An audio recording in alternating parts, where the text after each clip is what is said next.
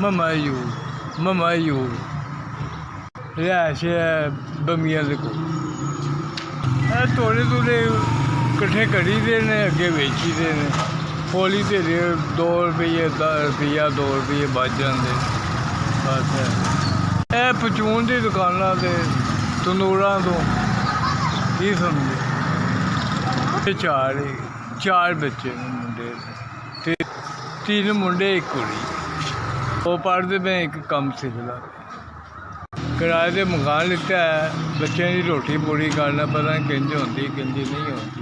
अल्लाह वारस की समझ।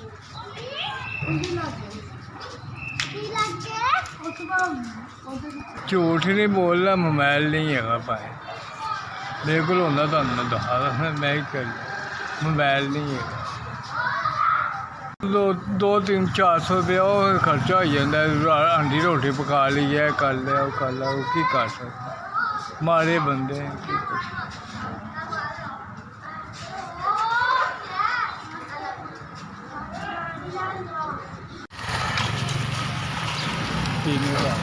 तीन हज़ार अल्लाह ताला